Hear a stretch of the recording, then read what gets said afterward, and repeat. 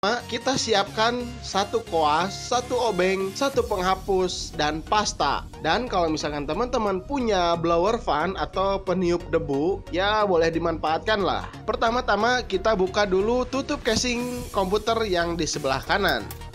Lalu kita bersihkan debu-debu yang menempel di sekitar motherboard, hard disk, power supply, kabel-kabel, dan lainnya.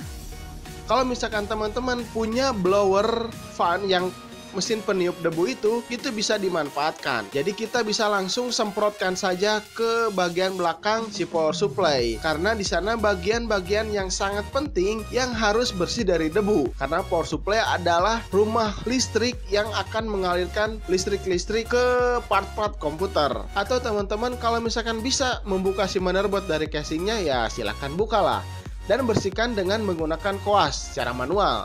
Karena cara ini akan lebih bersih, akan lebih efektif karena kita bisa menjangkau sela-sela yang sulit dijangkau ketika si motherboard ini terpasang ke si casing tersebut. Setelah itu, teman-teman bisa mencabut memori RAM dan sekalian membersihkan slot RAM yang berada di motherboard.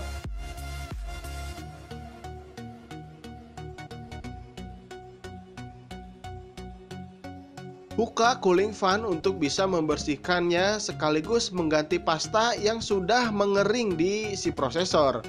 Karena pasta yang sudah mengering itu tidak bagus untuk digunakan. Bersihkan pasta menggunakan tisu atau menggunakan kain yang halus.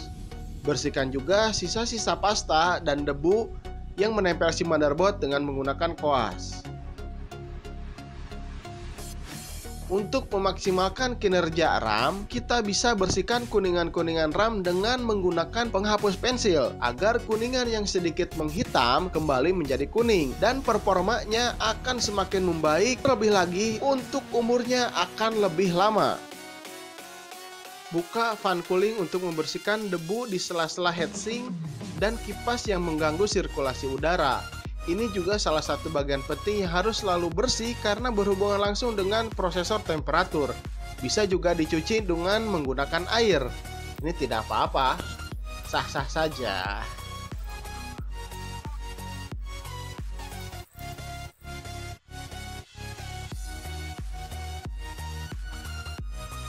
Setelah bersih semuanya, kita tambahkan pasta baru ke prosesor secukupnya saja.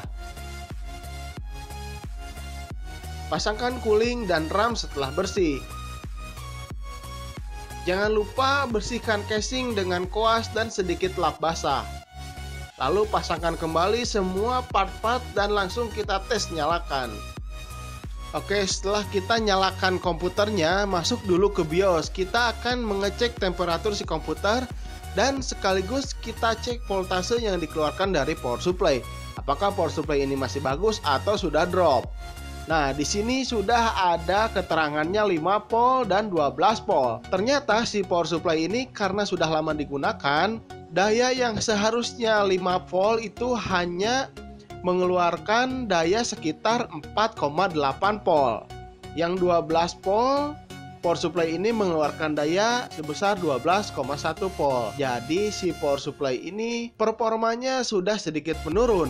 Karena yang seharusnya power supply ini mengeluarkan daya 5 volt, tapi di sini hanya mengeluarkan 4,8 volt. Memang power supply ini masih bisa digunakan, tapi untuk beberapa bulan ke depan lah.